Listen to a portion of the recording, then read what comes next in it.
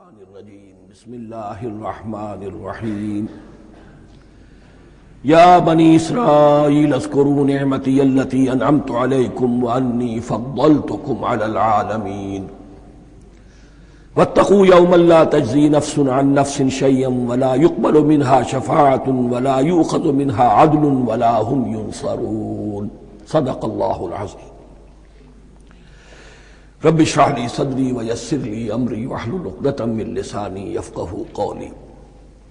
جیسا کہ میں نے عرض کیا تھا، سورہ بقرہ کے 5ویں رکوع سے اور 14ویں رکوع تک تو مسلسل، بلکہ 15ویں رکوع کی بھی پہلی 2 آیات شامل کرنی ہوں گی۔ یہ 10 رکوعوں سے 2 آیات زائد ہیں کہ جن میں خطاب کل کا کل بنی اسرائیل سے ہے۔ البتہ اس میں یہ فرق ہے کہ پہلا رکوع جو ہے وہ ان کو دعوت پر مشتمل ہے، نبی اکرم صلی اللہ علیہ وسلم پر ایمان لانے کی پرزور دعوت۔ بقیہ یہ 9 رکوع جو ہیں یہ ان پر فرد قرارداد جرم ہے جو عائد کی جا رہی ہے۔ ہم نے تمہارے ساتھ یہ احسان و اکرام کیا، تم پر یہ فضل کیا، یہ کرم کیا، تمہیں یہ حیثیت دی، تمہیں یہ مقام دیا، تم نے اس طور سے اپنے اس مشن کی خلاف ورزی کی، اپنے مقام اور مرتبے کو چھوڑ کر اور دنیا پرستی اختیار کی۔ یہ جو 9 رکوع ہیں ان میں بنی اسرائیل کی تاریخ کا تو یوں سمجھیے کہ ایک بہت بڑا حصہ اور نمایاں اس کے فیچرز آئیں گے، لیکن یہ سمجھ لیجئے کہ اصل میں یہ امت مسلمہ کو بھی ایک پیشگی تنبیہ ہے کہ کوئی مسلمان امت جب بگڑتی ہے تو یہ چیزیں اس میں آ جاتی ہیں۔ چنانچہ احادیث موجود ہیں حضور کی، لَيَأْتِيَنَّ عَلَىٰ أُمَّتِي مَا أَتَىٰ عَلَىٰ بَنِي إِسْرَائِيلَ حَزْوَ النَّعْلِ بِالنَّعْلِ، میری امت پر بھی وہ سب حالات وارد ہوں گے جو بنی اسرائیل پر آئے، بالکل ایسے جیسے ایک جوتی دوسری جوتی سے مشابہ ہوتی ہے۔ ایک اور حدیث میں فرمایا لَتَتَّبِعُنَّ سُنَنَ مَنْ قَبْلِكُمْ، تم لازماً اپنے سے پہلوں کی پیروی کرو گے۔ اور اس میں اس حد تک بھی آپ نے وضاحت کر دی کہ اگر وہ سابق امت مسلمہ، سابق امت، اگر وہ گوہ کے بل میں گھسی تھی تم بھی گھسو گے، اور اگر ان میں کوئی بدبخت ایسا اٹھا جس نے اپنی ماں سے زنا کیا تو تم میں سے بھی کوئی شقی ایسا ضرور اٹھے گا جو یہ حرکت کرے گا۔ اس اعتبار سے ان رکوعوں کو پڑھتے ہوئے یہ نہ سمجھیے یہ اگلوں کی داستان ہے، پچھلوں کی کہانیاں ہیں، نہیں۔ خوش طرح باشد کے سر دل براں، گفت آیت در حدیث دیگراں، یہ ہمارے لیے ایک آئینہ ہے اور ہمیں ہر مرحلے پر سوچنا ہوگا، دروں بینی کرنی ہوگی، انٹروسپیکشن، کہ کہیں اسی گمراہی میں ہم مبتلا تو نہیں۔ دیکھتے جائیے گا۔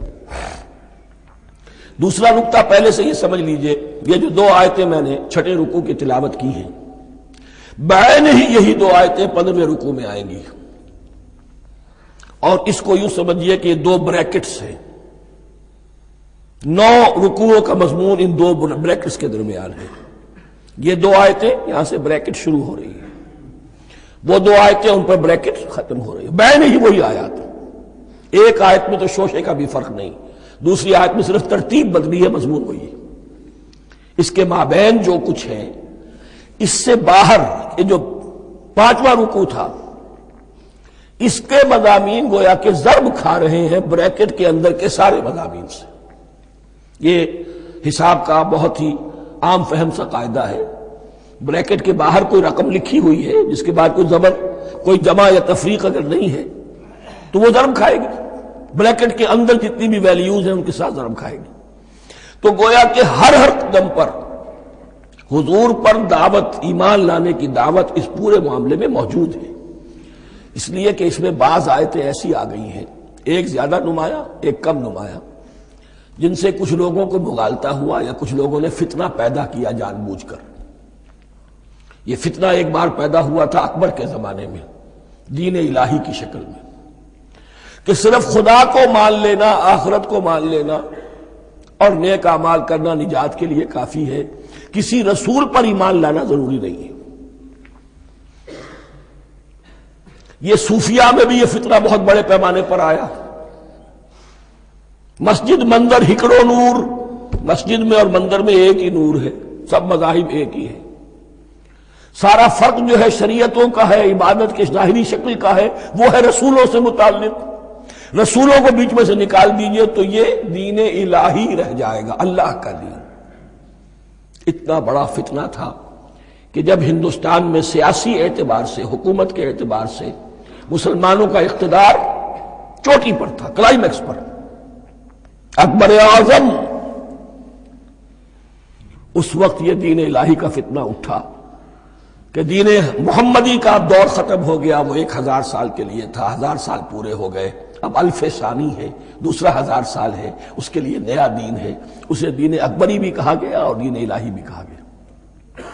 اور اس میں ایک آیت آئے گی جس سے استدلال کیا ہے کچھ لوگوں نے. اس صدی میں پھر یہ فتنہ اٹھا تھا گاندھی کے فلسفے کے ذریعے سے، اور ایک بہت بڑا نابغہ انسان مسلمانوں میں سے، بہت بڑا نابغہ، جینیس، ابوالکلام آزاد، وہ بھی اس فتنے کا شکار ہو گیا. متحدہ قومیت. چنانچہ گاندھی اپنی پرارتھنا میں کچھ قرآن کی تلاوت بھی کراتا تھا، کچھ گیتا بھی پڑھواتا تھا، کچھ اپنشدوں سے، کچھ بائبل سے، کچھ گرو گرنتھ سے. معلوم ہو یہ سب ٹھیک ہے، سب ایک ہے، سب لوگوں کو ایک ہونا چاہیے، ایک قوم ہونا چاہیے. مذہب تو انفرادی معاملہ ہے، کوئی مسجد میں چلا جائے، کوئی مندر میں چلا جائے، گردوارے میں چلا جائے، کوئی چرچ میں چلا جائے، کوئی سینیگاگ میں چلا جائے، کیا فرق واقع ہوتا. اس کا توڑ یہی ہے کہ سمجھ لیجئے یہ جو 7 آیتیں ہیں 5ویں رکوع کی، یہ ہے بریکٹ کے باہر، اور یہ ضرب کھا رہی ہے مسلسل.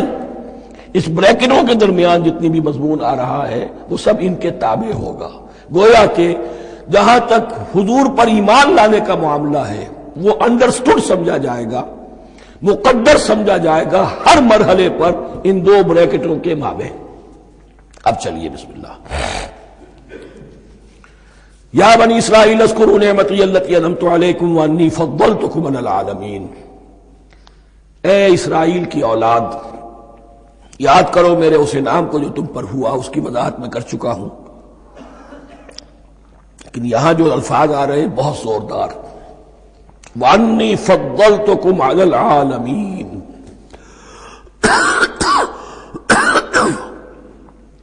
میں نے تمہیں فضیلت عطا کی تمام جہانوں پر. یہاں ایک قاعدہ نوٹ کر لیجئے، عربی نحو کا قاعدہ یہ ہے کہ کہیں ظرف جس میں کوئی شے ہے، ظرف کی جمع لے لیتے ہیں، مراد ہوتا ہے مظروف، ظرف کے اندر جو شے ہے اس کی جمع. تمام جہانوں پر فضیلت، کیا فرشتوں پر بھی فضیلت؟ نہیں، جہان والوں پر، تمام اقوام عالم پر تمہیں فضیلت عطا کی، یہ مطلب ہے اس کا. تمام عالموں پر، تمام جہانوں پر، یعنی تمام جہان والوں پر.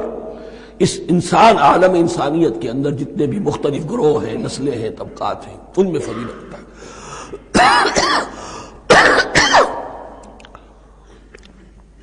واتقوا یوما لا تجزی نفس عن نفس شیئا. میں عرض کر چکا ہوں، اب تیسری مرتبہ پھر عرض کر رہا ہوں. اصل شیخ آخرت، محاسبہ آخرت. یہ مستحضر ہوگا تو انسان سیدھا رہے گا. کس میں کمزوری آ جائے، ضعف آ جائے، تو باقی ایمان باللہ، ایمان بالرسالت، یہ نہ معلوم کیا کیا شکلیں اختیار کر لیں. دیکھیے اس آیت کے اندر 4 اعتبارات سے محاسبہ آخرت کا زور ہے.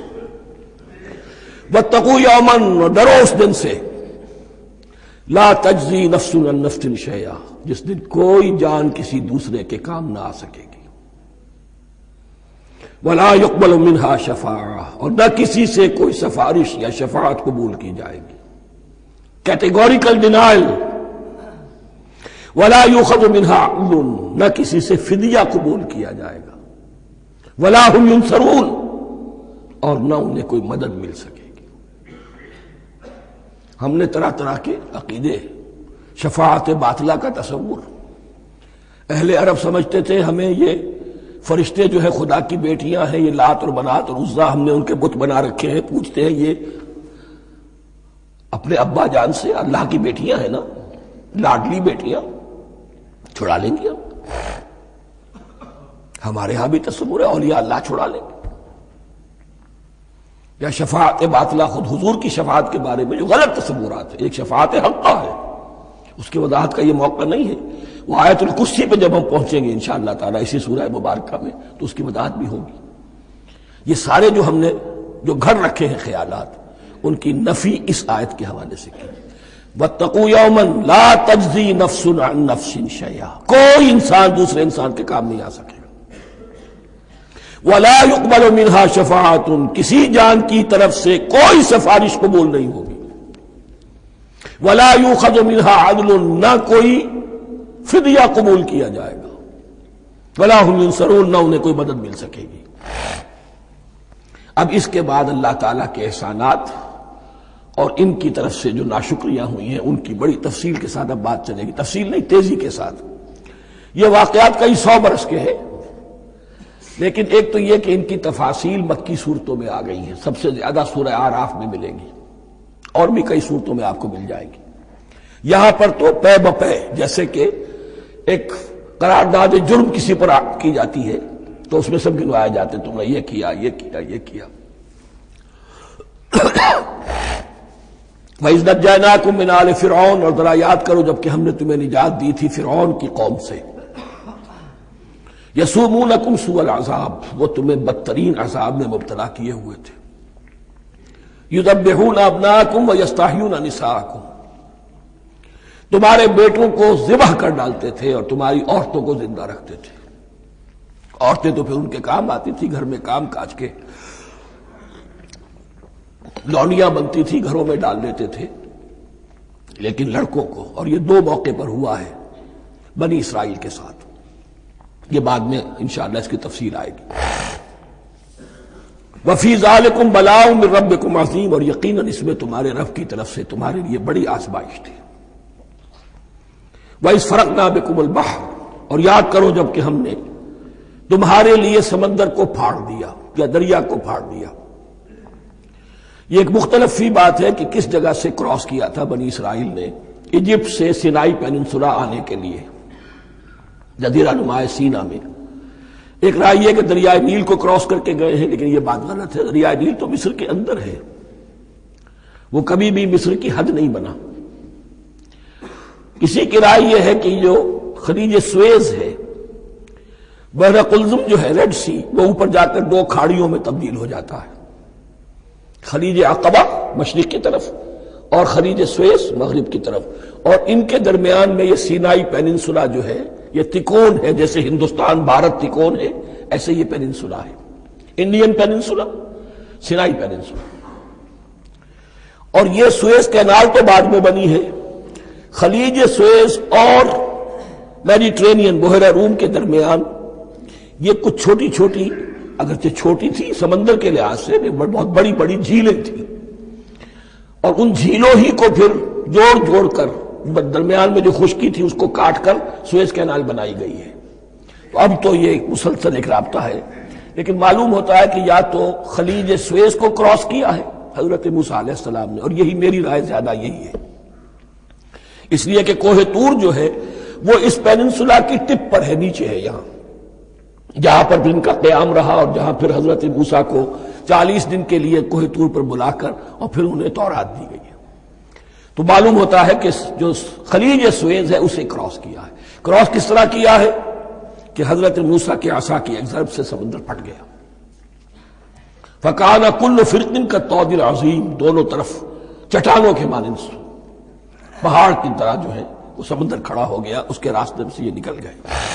اور پھر جب فرعون اور اپنا لشکر لے کر جب آیا ہے اس نے سوچا ہم بھی نکل جائیں، وہ غرق ہو گئے، اس لیے کہ دونوں طرف کا پانی آپس میں مل گیا. یہ تھی کیفیت، اور معجزانہ کیفیت تھی. یہ کوئی فطرت کے یا نیچر کے اصول کے مطابق بات نہیں تھی، اور میں عرض کر چکا ہوں، آپ کو بتا چکا ہوں معجزہ کسے کہتے ہیں. وَإِذْ فَرَقْنَا بِكُمُ الْبَحْرَ فَأَنْجَيْنَاكُمْ، جب ہم نے تمہارے لیے یا تمہارے ساتھ سمندر کو پھاڑ دیا، تمہارے لیے تمہارے گزرگاہ بنانے کے لیے، تو تمہیں تو نجات دے دی. وَأَغْرَقْنَا آلَ فِرْعَوْنَ وَأَنْتُمْ تَنظُرُونَ، اور تمہاری نگاہوں کے سامنے فرعون کے لاؤ لشکر کو غرق کیا، تم دیکھ رہے تھے. یہ گزر چکے تھے، اس ساحل پر کھڑے ہیں، ادھر سے یہ داخل ہوئے ہیں اور پانی دونوں طرف سے آ کر مل گیا اور یہ غرق ہو گئے۔ وَإِذْ وَعَدْنَا مُوسَىٰ 40 لَيْلَةً، اور یاد کرو پھر جب کوہ طور پر ہم نے موسیٰ کو 40 دن کے لیے بلایا۔ ثُمَّ اتَّخَذْتُمُ الْعِجْلَ، ان کی غیر حاضری میں تم نے بچھڑے کی پرستی شروع کر دی، اسے معبود بنا لیا، من بعدہ، اس کی غیر موجودگی میں، وَأَنْتُمْ ظَالِمُونَ، تم بہت بڑا ظلم تھا جس کا ارتکاب کیا۔ ان الشرک لظلم عظیم، عظیم ترین ظلم جو ہے وہ شرک ہے، اور شرک جلی کی یہ شکل کہ بچڑے کو پوج رہے۔ ثم عفونا عنکم من بعد ذلک، پھر ہم نے تمہیں اس کے بعد بھی معاف کیا، یہ ہمارا کرم رہا ہے، ہماری رحمت رہی۔ من بعد ذلک لعلکم تشکرون، تاکہ تم شکر کرو۔ وَإِذْ آتَيْنَا مُوسَى الْكِتَابَ وَالْفُرْقَانَ لَعَلَّكُمْ تَهْتَدُونَ، اور یاد کرو جب کہ ہم نے موسیٰ کو کتاب اور فرقان عطا فرمائی۔ یہ فرقان حق اور باطل کے درمیان فرق کر دینے والی چیز، اور کتاب عام طور پر جو آتا ہے وہ شریعت کے لیے آتا ہے، شریعت بھی دی، کتاب بھی دی اور فرقان بھی دیا، لعلکم تہتدون، تاکہ تم ہدایت پاؤ۔ وَإِذْ قَالَ مُوسَىٰ لِقَوْمِهِ، اور یاد کرو جب کہ کہا تھا موسیٰ نے اپنی قوم سے، یا قوم انکم ظلمتم انفسکم باتخاذکم العجل، اے میری قوم کے لوگوں، یقیناً تم نے اپنے اوپر بڑا ظلم کیا ہے بچڑے کو معبود بنا کر۔ فتوبوا الی بارئکم، پس توبہ کرو اپنے پروردگار، اپنے خالق کی جناب میں۔ باری اللہ تعالی ہے، باری۔ فاقتلوا انفسکم، تو قتل کرو اپنے آپ کو۔ یہ چیز جو ہے تورات میں تفصیل سے آئی ہے، قرآن میں نہیں ہے۔ اسی اعتبار سے میں نے آپ کو بتایا تھا کہ تورات کا مطالعہ اس اعتبار سے مفید ہے کہ بہت سے واقعات جن کا قرآن میں ذکر ہے، اجمالاً اشارہ ہے، اس کی تفصیل کے لیے ہمیں تورات سے رجوع کرنا پڑتا ہے، ورنہ یہ کہ اس آیت کا صحیح مفہوم واضح نہیں ہوگا۔ فاقتلوا انفسکم، اپنے آپ کو قتل کرو، کیا مانی؟ یہ قتل مرتد کی سزا ہے۔ وہاں معلوم ہوتا ہے کہ حضرت موسیٰ نے یہ حکم دیا، 12 قبیلے تھے، ہر قبیلے میں سے کچھ لوگوں نے یہ کفر اور شرک کیا، باقی لوگوں نے نہیں کیا۔ انہیں حکم دیا گیا کہ اپنے قبیلے کے لوگ ان کو قتل کریں جو ان کے قبیلے میں سے اس کفر کے مرتکب ہوئے۔ انفسکم سے مراد یہ اپنے قبیلے کے لوگوں کو تم قتل کرو، اس لیے کہ قبائلی زندگی جو ہوتی ہے آپ کو معلوم ہے، اس میں کوئی اور قبیلہ ہاتھ لگا دے تو قبائلی عصبیت بھڑک اٹھے گی۔ 70,000 یہودی قتل ہوئے، اس سے بڑی توبہ اور ممکن نہیں، اس سے بڑا پرج، کسی بھی آئیڈیولوجیکل پارٹی کے اندر پرج بہت ضروری ہوتا۔ کچھ لوگ آ گئے ایک نظریے کو قبول کر کے، رفتہ رفتہ نظریہ اوجل ہو گیا، کچھ مفادات، کچھ چودراہٹیں یہ مقدم ہو گئی، اسی سے جماعتیں خراب ہوتی ہیں، غلط راستے پہ پڑ جاتی ہیں، تحریکیں بھٹک جاتی ہیں۔ تو آئیڈیولوجیکل پارٹی، نظریاتی جماعتیں پرج کرتی رہتی ہیں کہ جو بھی ہمارے نظریے سے ہٹ گئے اب ان کو ہم کاٹ کر علیحدہ کر دیں، اور یہی سے قتل مرتد۔ تو یہ چیز حدیث میں ہے یا پھر قرآن میں یہاں ہے۔ اس حوالے سے جو لوگ ہمارے ہاں بعض علماء بھی ہیں، جدید دانشور ہیں، جو قتل مرتد کی جو حد ہے اسلام میں اس کو تسلیم نہیں کرتے، لیکن میرے نزدیک یہ شریعت موسوی کا تسلسل ہے کہ شریعت موسوی کی جس شے کو بدلا نہ گیا ہو، جس کے بارے میں صراحتاً یہ معلوم نہ ہو کہ یہ شے تبدیل کر دی گئی، تو وہ شریعت محمدی کا جز بن گئی۔ زنا پر رجم کا معاملہ بھی یہی ہے۔ قرآن مجید میں رجم کی صحیح آیت کوئی موجود نہیں ہے، حدیث میں ہے۔ قرآن مجید میں مرتد کے قتل کے لیے کوئی آیت موجود نہیں ہے، حدیث میں ہے، سنت میں ہے، اور دونوں کی کا جو منبع ہے وہ اصل میں تورات ہے۔ تو اس بات کو اچھی طرح نقل کر لیجئے، یہ جگہ اکثر لوگ جو ہے یہاں بہت سرسری طور سے گزر جاتے ہیں، یہ بہت اہم ہے، اور اس کے لیے تورات کی طرف رجوع کیجئے۔ 70,000، 6 لاکھ کل تھے، جب یہ مصر سے نکلے ہیں 6 لاکھ تھے. کتنے عرصے کے بعد پیننسولا پہنچے ہیں، سینائی پیننسولا میں اور طور میں کچھ اور ان کی تعداد بڑھ گئی ہوگی، لیکن یہ کہ ان میں سے 70 لاکھ کو قتل کیا اپنے ہاتھوں سے. ہر قبیلے نے اپنے جو مرتد تھے ان کو اپنے ہاتھ سے قتل کیا.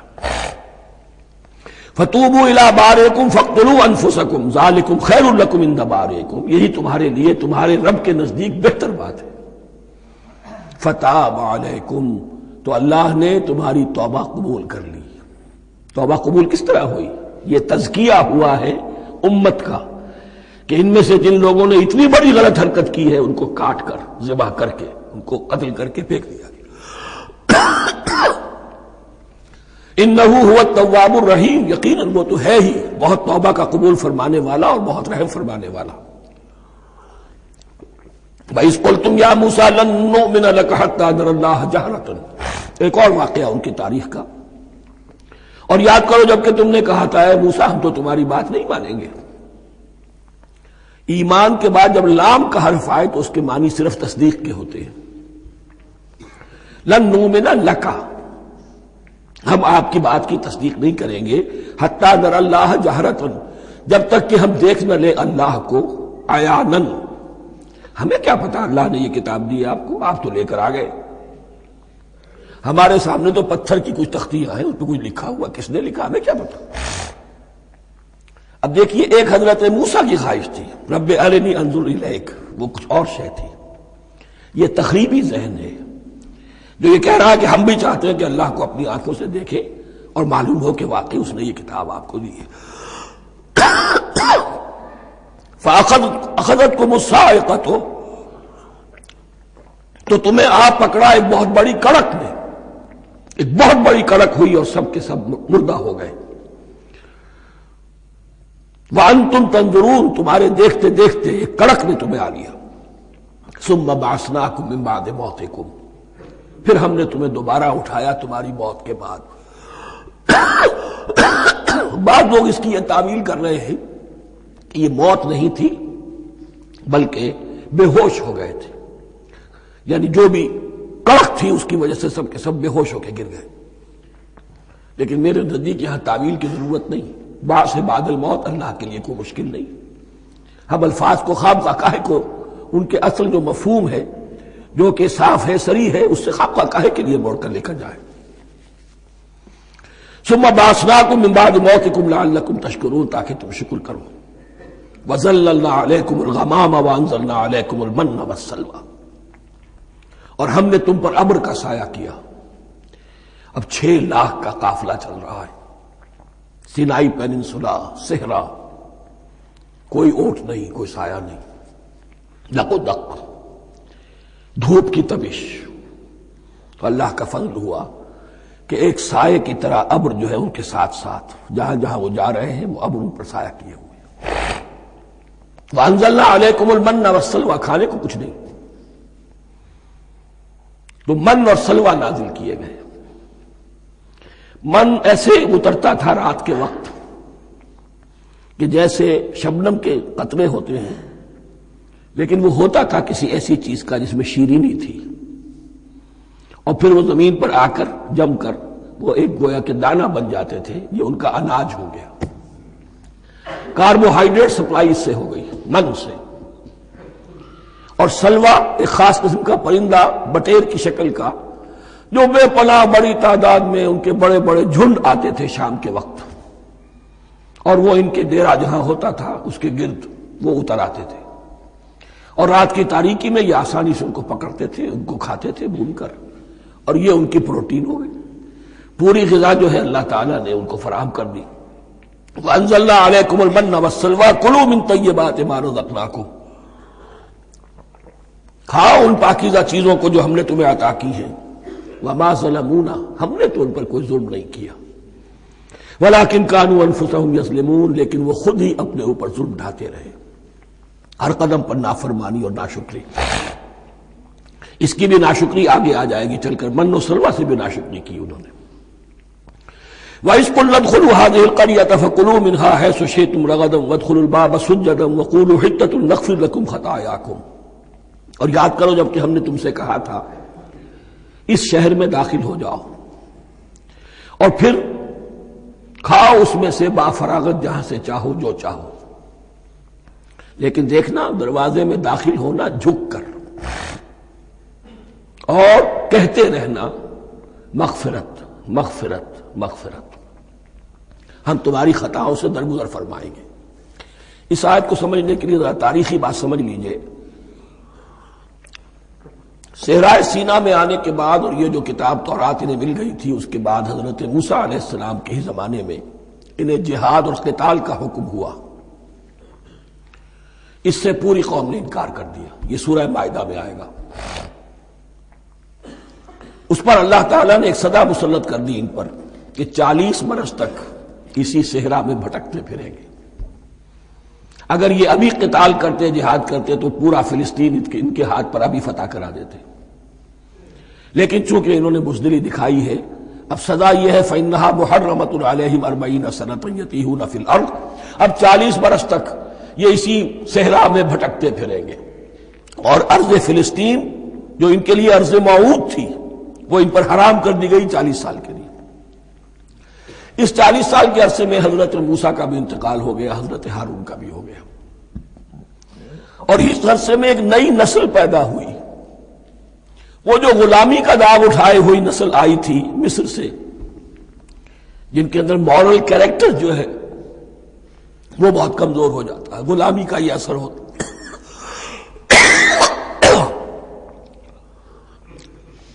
وہ پوری نسل ختم ہو گئی، نئی نسل اب پیدا ہوئی، 40 برس صحرا میں پیدا ہوئے، یہی پلے بڑھے، ان میں اب ایک جذبہ تھا۔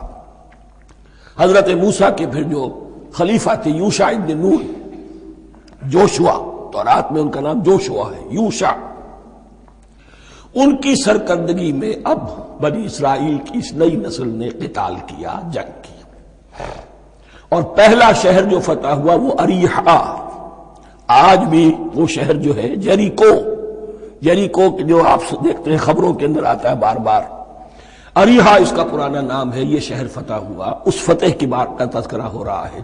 یاد کرو جب کہ ہم نے تم سے کہا تھا اس بستی میں، اس شہر میں داخل ہو جاؤ فاتحانہ، اور پھر جو کچھ یہاں ہے، جو نعمتیں ہیں، ان سے متمتع ہو، کھاؤ پیو، لیکن داخل ہونا سجدہ کرتے ہوئے، مراد کیا، جھک کر، یعنی ایسا نہ ہو کہ تکبر کی وجہ سے تمہاری گردنیں اکڑ جائیں، گردنیں جھکا کر اللہ کا احسان مانو، یہ نہ سمجھو کہ یہ فتح تم نے حاصل کی۔ اس کی تفسیر اصل میں نظر آتی ہے حضور کی شخصیت میں، کہ جب فتح مکہ کے موقع پر مکے میں داخل ہوئے ہیں تو جس سواری پر آپ بیٹھے ہوئے تھے، آپ کی پیشانی اس کی گردن کے ساتھ جڑی ہوئی تھی۔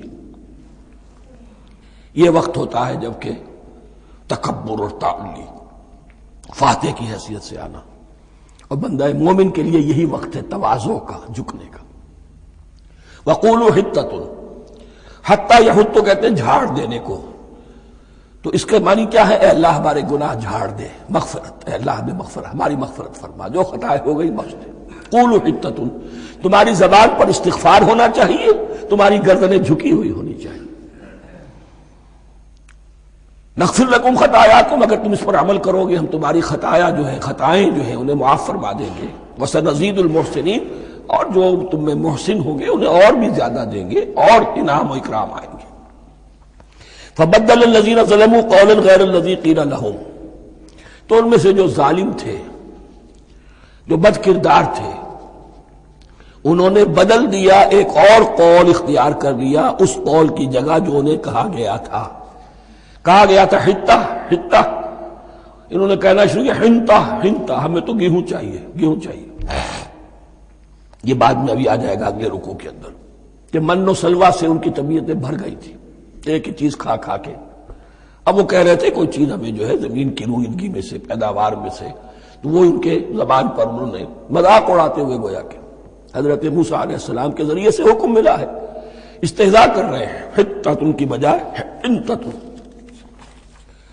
فانزلنا علی الذین ظلموا رجزا من السماء بما كانوا یفسقون، تو جن لوگوں نے یہ حرکت کی تھی ان پر ہم نے آسمان سے ایک بہت بڑا عذاب نازل کیا۔ تورات سے معلوم ہوتا ہے کہ پلیگ آئی، اور جنہوں نے یہ حرکت کی تھی وہ سب کے سب ہلاک ہو گئے یریکو کے اندر، بما کانوا یفسقون، بسبب اس نافرمانی کے جو انہوں نے کی۔ وَإِذِ اسْتَسْقَىٰ مُوسَىٰ لِقَوْمِهِ فَقُلْنَا اضْرِب بِّعَصَاكَ الْحَجَرَ۔ اب یہ پھر صحرائے سینا کا واقعات آ رہے ہیں، ان میں ترتیب زمانی نہیں ہے۔ اریحا کی فتح جو ہے حضرت موسیٰ کے بعد ہے، لیکن اب یہاں پہ پھر ابھی وہ جو صحرائے تیہ میں جب بھٹک رہے تھے پھر اس کا ذکر ہے۔ وَإِذِ اسْتَسْقَىٰ مُوسَىٰ لِقَوْمِهِ فَقُلْنَا اضْرِب بِّعَصَاكَ الْحَجَرَ، اور جب کہ موسیٰ کی قوم نے موسیٰ سے پانی طلب کیا۔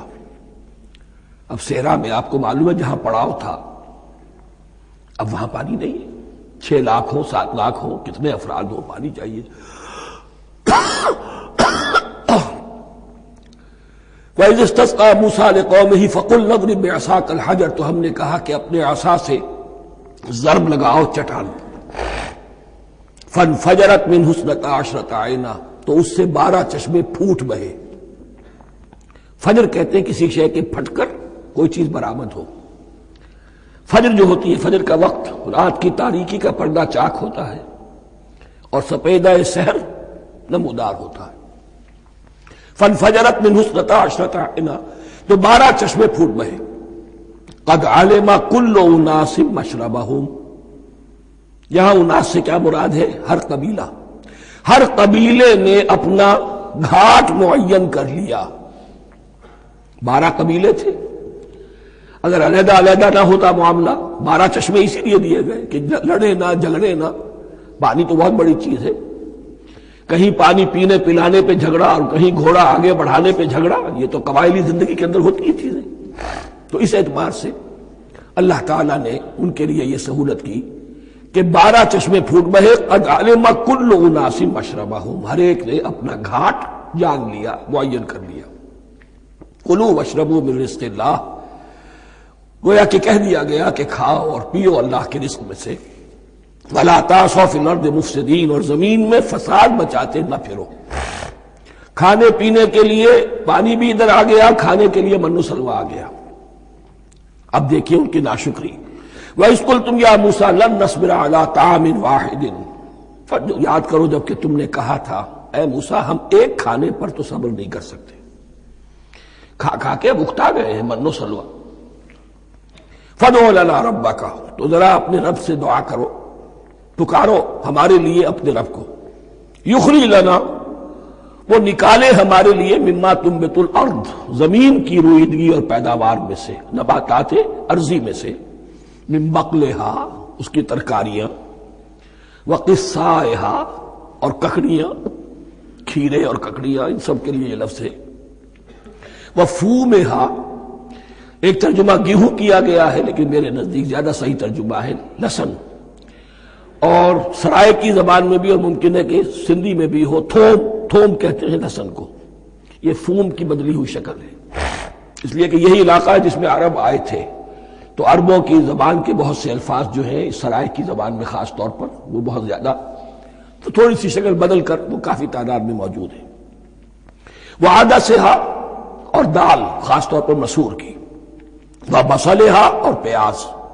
اب جو چٹخارے جس سے بنتے ہیں سالن کے، ان کی زبانیں وہ چٹخارے مانگ رہی۔ ظاہر بات ہے کہ اگر وہ سلوا بھی تھا، بٹیرا ہے، اسے آگ کے اوپر ذرا سا تپایا اور کھایا، وہ ایک ہی خاص قسم کی غذا ہے جو چل رہی ہے۔ اسی طرح من جو ہے وہ ایک خاص قسم کا سیریل ان کے لیے بن گیا ہے۔ لیکن یہ جو چٹخارے ہیں یہ تو لہسن سے ہے، پیاز سے ہے، ترکاریوں سے ہے، ان تمام چیزوں سے، دال کا اپنا ایک ذائقہ ہے۔ قَالَ تَسْتَبْدِلُونَ الَّذِي هُوَ أَدْنَىٰ بِالَّذِي هُوَ خَيْرٌ، حضرت موسیٰ نے فرمایا کیا تم وہ شے بدلے میں لینا چاہتے ہو اس کے، کیا وہ شے جو کمتر ہے بدلے میں چاہتے ہو اس کے کہ جو بہتر ہے؟ من و سلوہ کہیں بہتر ہے اللہ کی طرف سے جو تمہیں دیا گیا ہے، تم اس سے تمہارا جی بھر گیا ہے، اس کو ہاتھ سے دے کر چاہتے ہو کہ یہ ادنا چیزیں تمہیں ملے۔ اہبطوا مصرا، اب یہ لفظ آ گیا اہبطوا۔ اب ظاہر بات ہے یہ آسمان سے زمین پر اترنے کے لیے لفظ نہیں ہے اہبطوا، یہاں اس کا ترجمہ صحیح ہوگا سیٹل ڈاؤن سم ویئر، اگر زمین کی یہ چیزیں چاہیے تو کہیں سیٹل ہو جاؤ اور کاشت کرو، بیج ڈالو، آبیاری کرو، یہ ساری چیزیں تمہیں مل جائیں۔ اہبطوا مصرا، کہیں سیٹل ڈاؤن ہو جاؤ، کہیں اتر پڑو کسی بستی میں، کسی علاقے میں، فإن لکم ما سألتم، تمہیں مل جائے گا جو کچھ کہ تم نے مانگا۔ وَضُرِبَتْ عَلَيْهِمُ الذِّلَّةُ وَالْمَسْكَنَةُ وَبَاءُوا بِغَضَبٍ مِّنَ اللَّهِ۔ اب یہ ہے ان کی وہ خباثتیں، ان کے وہ ناشکریاں، ان کی وہ معصیتیں، ان پر جو آخری حکم دیا جا رہا ہے، جو اگر آپ برا نہ مانیں تو میں عرض کروں گا آج یہود پر اتنا اپلیکیبل نہیں ہے جتنا مسلمانوں پر ہے۔ ضربت علیہم الذلۃ والمسکنۃ وباؤوا بغضب من اللہ۔ ذلت اور مسکنت، کم ہمتی ان پر تھوپ دی گئی۔ ضربت علیہم، it was heaped upon them. The humiliation was heaped upon them. ضربت علیہم الذلۃ والمسکنۃ وباؤوا بغضب من اللہ، اور وہ اللہ کا غضب لے کر لوٹے۔ وہی امت جس کے بارے میں فرمایا وَأَنِّي فَضَّلْتُكُمْ عَلَى الْعَالَمِينَ، اسی امت کا پھر یہ حشر ہوا۔ کیوں ہوا؟ نافرمانی۔ تمہیں کتاب دی تھی کہ تم پیروی کرو، تمہیں کتاب دی تھی کہ اسے قائم کرو۔ وَلَوْ أَنَّ أَهْلَ الْكِتَابِ أَقَامُوا التَّوْرَاةَ وَالْإِنْجِيلَ وَمَا أُنزِلَ إِلَيْهِمْ مِنْ رَبِّهِمْ لَأَكَلُوا مِنْ فَوْقِهِمْ وَمِنْ تَحْتِ أَرْجُلِهِمْ۔ اگر یہ تورات اور انجیل کو قائم کرتے، نافذ کرتے، تو نعمتیں زمین بھی اگلتی، ان کے قدموں کے نیچے سے نعمتیں جو ہیں وہ پھوٹتی، اور ان کے سروں کے اوپر سے بھی بارش ہوتی نعمتوں کی۔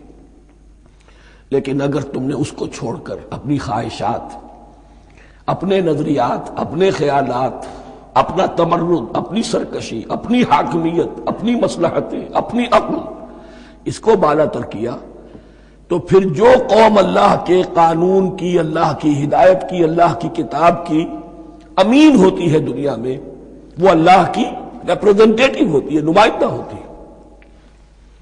اگر وہ اپنے عمل سے مس ریپرزینٹ کرے اللہ کو، تو وہ کافروں سے بڑھ کر مغضوب اور کافروں سے بڑھ کر مبغوض ہو جاتی ہے، مغضوب بھی مبغوض بھی۔ اس لیے کافروں کو تو دین پہنچانا تمہارے ذمہ تھا، تم نے دین ان کو کیا پہنچانا تھا، تم تو خود دین سے منحرف ہو گئے۔ آج اس جگہ پر امت مسلمہ کھڑی ہے کہ 1.25 بلین یا 1.5 بلین، 125 کروڑ عزت نام کی شے نہیں ہے، کہ عزت نام تھا جس کا گئی تیمور کے گھر سے، سارے معاملات دنیا کے G7 G15 کے ہاتھ میں ہیں، سیکیورٹی کونسل اس کے پرماننٹ ممبر کا ویٹو ہے، اور نہ سیکیورٹی کونسل میں اور نہ کہیں کسی G7 میں، نہ G9 میں، نہ G15 میں کوئی مسلمان ملک نہیں۔ کس نمی پرست کی بھیا کیستی، ہماری اپنی پالیسیز کہیں اور طے ہوتی ہیں، ہمارے اپنے بجٹ کہیں اور بنتے ہیں، ہماری صلح اور جنگ کسی اور کے اشارے سے ہوتی ہے، ریموٹ کنٹرول، یہ ذلت اور مسکنت۔ ہم کہتے ہیں ہماری شہرگ ہے کشمیر، اور جنگ کرنے کو تیار نہیں ہے۔ یہ خوف نہیں تو کیا ہے، یہ مسکنت نہیں تو کیا ہے؟ اگر اللہ پر یقین ہو اور اپنے حق پر یقین ہو تو اگر شہر ایک دوسرے کے قبضے میں ہے تو ہمت کرو، یا تخت یا تختہ، لیکن نہیں۔ آپ کے ریڈیو پر، ٹیلی ویژن پر خبریں آتی رہیں کہ اتنی مسلمانوں کے ساتھ یہ کر دیا، اتنی مسلمان عورتوں کی بے حرمتی کر دی، لیکن یہاں ہم بیٹھے ہوئے اپنے اپنے دھندوں میں، اپنے اپنے کاروبار میں، اپنی اپنی ملازمتوں میں، اپنے اپنے کیریئرز میں، دنیا میں کیا کچھ ہو رہا ہے۔ بہرحال اس وقت یہ جو ہے، میں نے جیسا کہ عرض کیا تھا کہ یہ ہے تاریخ بنی اسرائیل کی، لیکن خوشترا باشد کے سر دل براں، گفت آیت در حدیث دیگراں، یہ ہمارا نقشہ ہے آج اس آیت میں۔ ضربت علیہم الذلۃ والمسکنۃ وباؤوا بغضب من اللہ، اور یہ کیوں؟ ذالک بانہم کانوا یکفرون بآیات اللہ، یہ اس لیے کہ وہ اللہ کی آیات کا انکار کرتے رہے، وَيَقْتُلُونَ النَّبِيِّينَ بِغَيْرِ الْحَقِّ، اللہ کے نبیوں کو ناحق قتل کرتے رہے۔ ہمارے ہاں بھی مجددین امت میں سے کتنے ہیں جو جیلوں میں ڈالے گئے، جن کو ایسی ایسی مار پڑی ہے کہ کہا جاتا ہے کہ ہاتھی کو بھی وہ مار پڑتی تو برداشت نہ کرتا۔ احمد ابن حنبل کے ساتھ کیا ہوا؟ ابو حنیفہ جیل میں انتقال کیا، امام مالک کے کندھے کھینچ دیے گئے، اتار دیے گئے، منہ کالا کر کے اور اونٹ پر بٹھا کر پھرایا گیا۔ امام دار الہجرہ شیخ احمد سرہندی جیل میں رہے، سید احمد بریلوی اور ان کے ساتھیوں کو خود مسلمانوں نے تہہ تیغ کیا ہے۔ بہرحال یہ داستانیں ہیں، اب نبی تو کوئی نہیں آئے گا، ان کے ہاں نبی تھے، ہمارے ہاں مجددین ہیں، علماء حق ہیں، جیسے کہ حدیث بھی ہے علماء امتی کا انبیاء بنی اسرائیل، تو جو انہوں نے انبیاء کے ساتھ کیا ہم نے مجددین اور علماء کے ساتھ کیا۔ ذالک بما عصوا وکانوا یعتدون، اور یہ ہوا ان کی نافرمانیوں کی وجہ سے اور حد سے تجاوز کرنے کی وجہ سے۔ اللہ تعالیٰ تو ظالم نہیں، اللہ نے تو اونچا مقام دیا تھا، ہمیں بھی خیر امت قرار دیا، کنتم خیر امت اخرجت للناس تأمرون بالمعروف وتنہون عن المنکر وتؤمنون باللہ۔ اب اگر ہم نے وہ اپنا مشن چھوڑ دیا تو ذلت اور مسکنت وہ ہمارا مقدر بن گئی۔ اللہ کا قانون اور اللہ کا عدل بے لاگ ہے، وہ فرام امہ ٹو امہ چینج نہیں ہوتا۔ سنت اللہ جو ہے لن تجد لسنت اللہ تحویلا ولن تجد لسنت اللہ تبدیلا، اللہ کی سنت بدلتی نہیں۔ بنی اسرائیل کا جو حشر ہوا آج وہ ہمارا ہو رہا ہے۔ بہرحال اس پر میری جو کتاب ہے سابق اور موجودہ مسلمان امتوں کا ماضی حال اور مستقبل، اس کا مطالعہ کیجیے۔ اب آ گئی وہ آیت کہ جس سے استدلال کیا گیا ہے کہ ایمان بالرسالت نجات کے لیے ضروری نہیں ہے۔ ان الذین آمنوا والذین ہادوا والنصارى والصابئین من آمن باللہ والیوم الآخر وعمل صالحا فلہم اجرہم عند ربہم ولا خوف علیہم ولا ہم یحزنون۔ یقیناً جو لوگ ایمان لائے، اور اس سے مراد ہے جو ایمان لائے حضور پر، محمد پر صلی اللہ علیہ وسلم، والذین ہادوا، اور جو یہودی ہو گئے، والنصارى، اور نصرانی، والصابئین، اور صابی وہ لوگ تھے عراق کے علاقے میں رہتے تھے جو کہتے تھے کہ ہم دین ابراہیمی پر ہیں، لیکن ان کے ہاں بھی بہت کچھ بگڑ گیا تھا، جیسے حضرت ابراہیم کی نسل، حضرت اسماعیل کی نسل بگڑ گئی تھی تو اس طرح وہ بھی بگڑ گئے تھے۔ ستارہ پرستی زیادہ تر ان کے ہاں تھی۔ من آمن باللہ والیوم الآخر، جو کوئی بھی ایمان لایا اللہ پر اور یوم آخر پر، وعمل صالحا، اور اس نے عمل کیے اچھے، فلہم اجرہم عند ربہم، تو ان کے لیے محفوظ ہے ان کا اجر ان کے رب کے پاس، ولا خوف علیہم ولا ہم یحزنون، اور نہ ان پر کوئی خوف ہوگا اور نہ وہ کسی حزن سے دوچار ہوں گے۔ ظاہر الفاظ کے اعتبار سے دیکھیے کہ یہاں ایمان بالرسالت کا ذکر نہیں ہے۔ ویسے تو اگر کوئی اس سے یہ غلط استدلال کرتا ہے تو اس کا پہلا جو اصولی جواب ہے وہ تو یہ ہے کہ ایسی حدیثیں بھی موجود ہیں، من قال لا الہ الا اللہ دخل الجنہ، تو اس کے کیا معنی ہے؟ صرف کہنے سے جنت میں داخل ہو جائیں گے، کسی عمل کی ضرورت نہیں؟ جواب یہ دیا جائے گا پورے قرآن کو سامنے رکھو، پورے حدیث کے ذخیرے کو سامنے رکھو، کسی ایک جگہ سے کوئی ایک نتیجہ نکال لینا وہ صحیح نہیں۔ لیکن اس کے علاوہ وہ اصول جو میں بیان کر چکا ہوں کہ یہ سلسلہ شروع کہاں سے ہوا ہے، 5واں رکوع، وآمنوا بما انزلت مصدقا لما معكم ولا تكونوا اول كافر به، انہیں ایمان کی زوردار دعوت سے تو یہ ساری بات شروع ہوئی ہے۔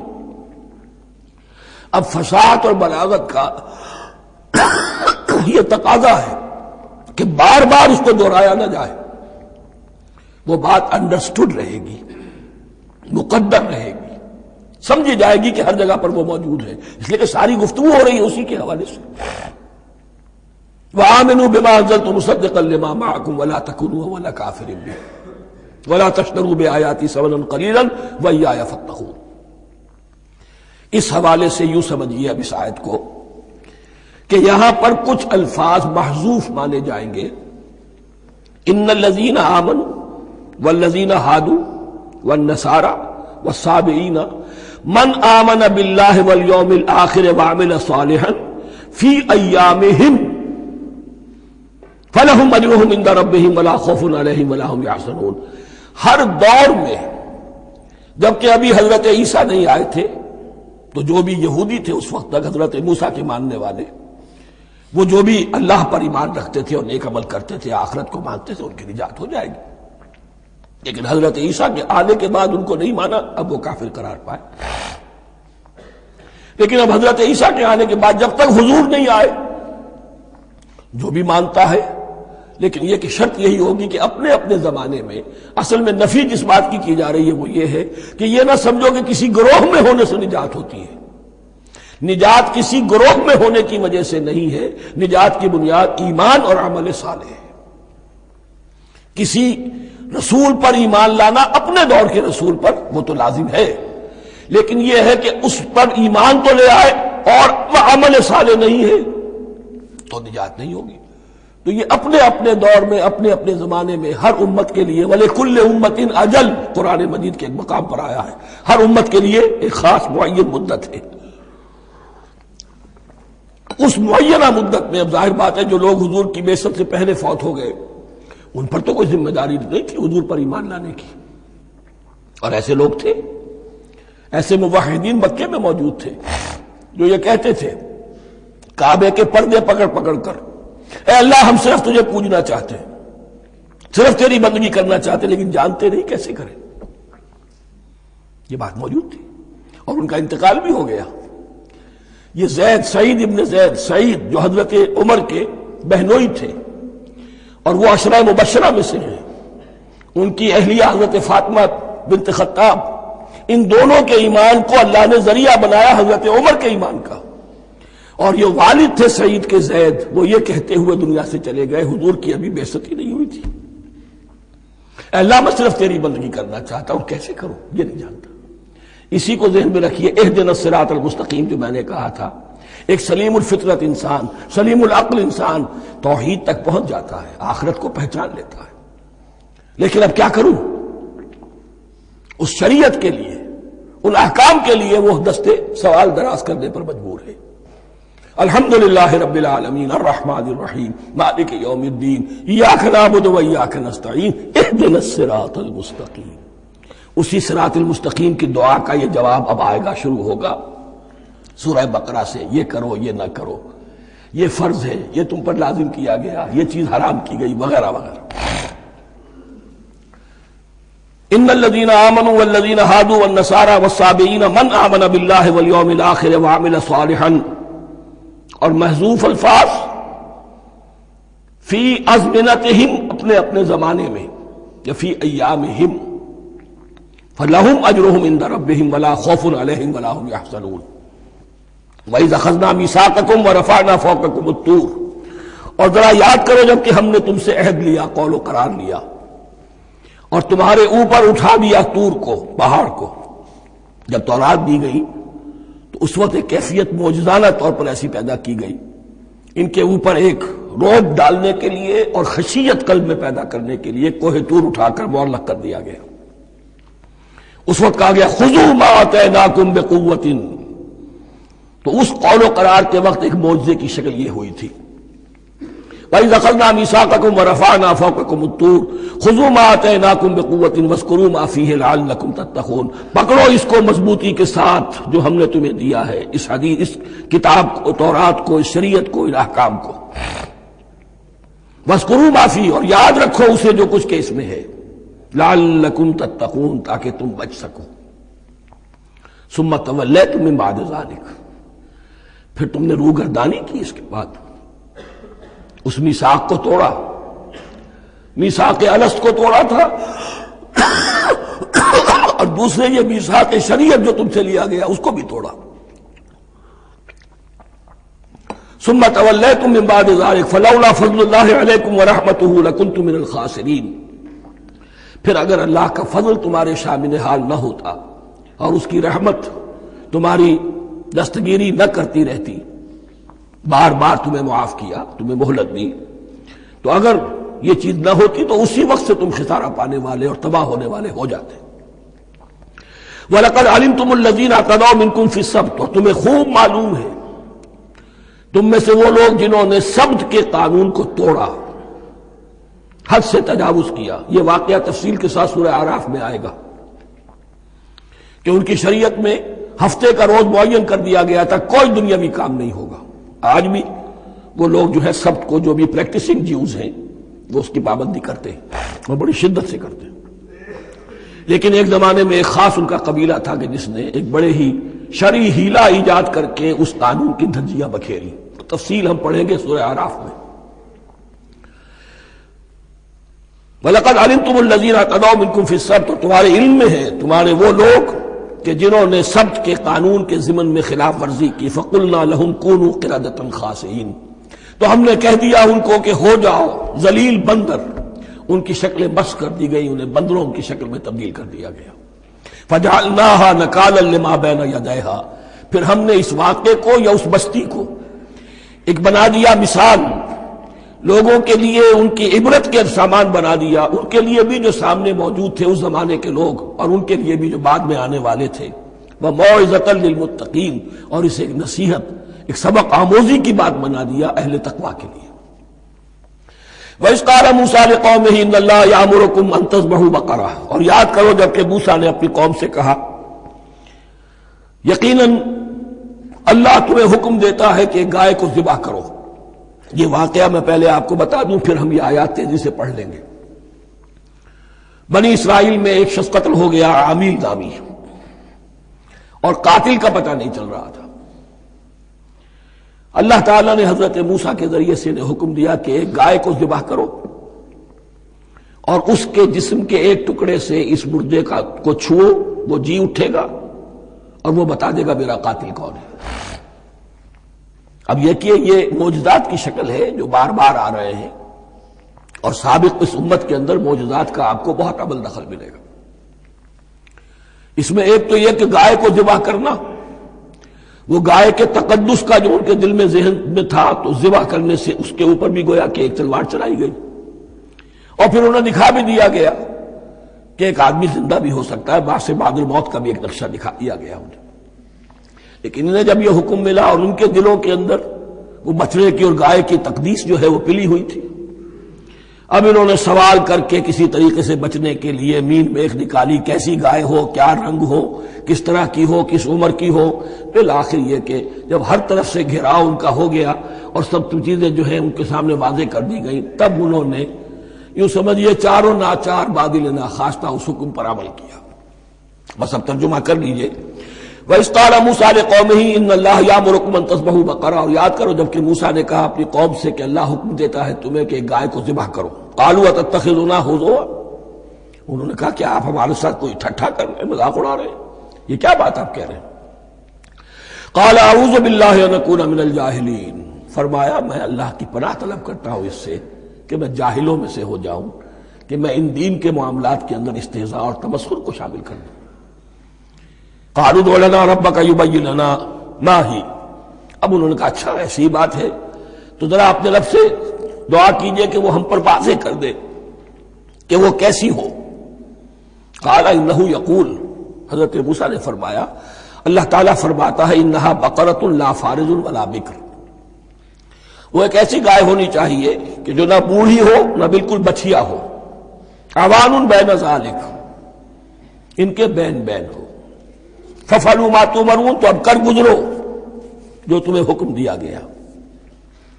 قَالُوا ادْعُ لَنَا رَبَّكَ يُبَيِّن لَنَا مَا لَوْنُهَا، اب انہوں نے پھر کہا ذرا ایک دفعہ اور دعا کیجئے اپنے رب سے وہ ہمیں بتا دے اس کا رنگ کیسا ہونا چاہیے۔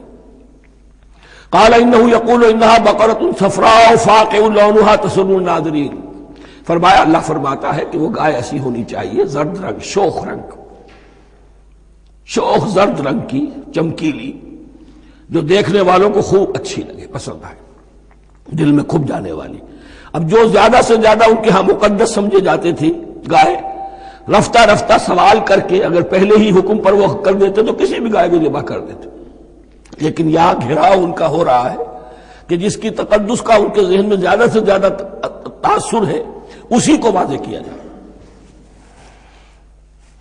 قالوا ادع لنا ربک یبین لنا ما ہی، پھر انہوں نے کہا ذرا اللہ سے دعا کیجئے اور وہ ہمیں یہ بتائے کہ وہ کیسی ہو۔ ان البقرہ تشابہ علینا، یقیناً ہم کچھ شبہ میں پڑ گئے ہیں، یہ گائے کا معاملہ مشتبہ ہو گیا ہے ہم پر۔ قال انہ یقول، فرمایا اللہ فرماتا ہے انہا بقرۃ لا ذلول تثیر الارض ولا تسقی الحرث، وہ ایک ایسی گائے ہونی چاہیے کہ جو کوئی جس سے مشقت نہ لی جاتی ہو، نہ وہ ہل جوتتی ہو اور نہ وہ رہٹ کا پانی کھینچتی ہو۔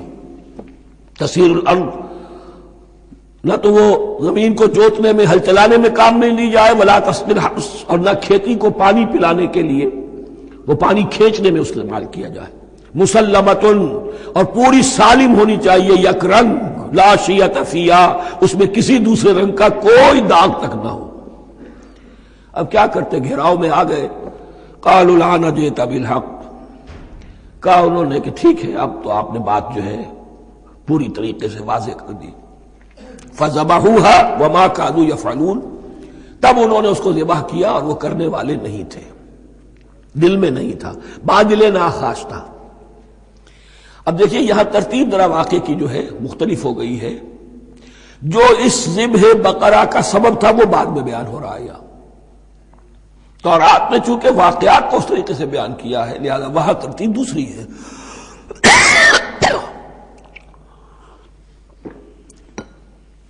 وَإِذْ قَتَلْتُمْ نَفْسًا فَادَّارَأْتُمْ فِيهَا، اور یاد کرو جب کہ تم نے ایک جان کو قتل کیا تھا اور اس کا الزام تم ایک دوسرے پر لگا رہے تھے، یعنی کسی کا پتہ نہیں چل رہا تھا قاتل کون ہے۔ وَاللَّهُ مُخْرِجٌ مَا كُنتُمْ تَكْتُمُونَ، اور اللہ تعالیٰ فیصلہ کر چکا تھا کہ جو کچھ تم چھپا رہے ہو اسے نکال کر رہے گا، واضح کرے گا۔ فَقُلْ اضْرِبُوهُ بِبَعْضِهَا، تو ہم نے حکم دیا کہ اس کی لاش کو اس گائے کے ایک ٹکڑے سے، اس کے جسم کے ایک حصے سے ضرب لگاؤ۔ كَذَلِكَ يُحْيِي اللَّهُ الْمَوْتَىٰ، اور دیکھو اس طریقے سے اللہ مردوں کو زندہ کر دے گا۔ تھوڑی دیر کے لیے وہ زندہ ہوا اور اس نے اپنے قاتل کا نام بتا دیا۔ وَيُرِيكُمْ آيَاتِهِ لَعَلَّكُمْ تَعْقِلُونَ، اور وہ تمہیں دکھاتا ہے اپنی آیات تاکہ تم عقل سے کام لو۔ اب جو الفاظ آ رہے ہیں بہت سخت ہیں، بہت سخت ہیں، لیکن ان کو پڑھتے ہوئے درون بینی ضرور کیجیے گا، اپنے اندر جھانکیے گا۔ ثُمَّ قَسَتْ قُلُوبُكُمْ، پھر تمہارے دل سخت ہو گئے جب دین میں ہیلے بہانے نکالے جانے لگے اور ہیلوں بہانوں کے ذریعے سے شریعت کے احکام سے بچا جائے، اللہ کو دھوکہ دینے کی کوشش کی جائے، اس کا جو نتیجہ نکلتا ہے وہ دل کی سختی۔ ثم قست قلوبکم، پھر تمہارے دل سخت ہو گئے۔ فہی کالحجارۃ او اشد قسوہ، تو وہ تو اب پتھروں کے مانند ہیں بلکہ سختی میں ان سے بھی زیادہ شدید ہے۔ یہ ویسے بھی فصاحت اور بلاغت کا بھی بڑا ایک عمدہ مقام ہے قرآن کا۔ وَإِنَّ مِنَ الْحِجَارَةِ لَمَا يَتَفَجَّرُ مِنْهُ الْأَنْهَارُ، پتھروں میں سے تو ایسے بھی ہوتے ہیں جن میں سے چشمے پھوٹ بہتے ہیں۔ وَإِنَّ مِنْهَا لَمَا يَشَقَّقُ فَيَخْرُجُ مِنْهُ الْمَاءُ، اور ایسے بھی ہیں جو شق ہو جاتے ہیں، پتھر چٹانیں، ان میں سے پانی برآمد ہو جاتا ہے۔ وَإِنَّ مِنْهَا لَمَا يَهْبِطُ مِنْ خَشْيَةِ اللَّهِ، اور ان میں وہ بھی ہوتے ہیں جو اللہ کے خوف سے گر پڑتے ہیں۔ وَمَا اللَّهُ بِغَافِلٍ عَمَّا تَعْمَلُونَ، اور اللہ تعالیٰ غافل نہیں ہے اس سے کہ جو تم کر رہے ہو۔ یہ کیفیت جو ہے ثم قست قلوبکم فہی کالحجارۃ واشد قسوہ، ہے کون؟ یا بنی اسرائیل اذکروا نعمتی التی انعمت علیکم وانی فضلتکم علی العالمین، جن پر 1400 برس ایسے گزرے کہ کوئی لمحہ ایسا نہ تھا کہ نبی موجود نہ ہو، جنہیں 3 کتابیں دی گئیں۔ لیکن یہ کہ اپنی بدعملی، عقائد میں بھی مین بیخ کر کے اپنے آپ کو بچانے کے راستے نکال لینا، اعمال میں بھی ہیلوں کے ذریعے سے، کتاب الحیل کے ذریعے سے اپنے آپ کو ذمہ داریوں سے مبرہ کر لینا، اس کا نتیجہ پھر یہ نکلتا ہے۔ اللہ تعالیٰ مجھے اور آپ کو اس انجام بد سے بجائے۔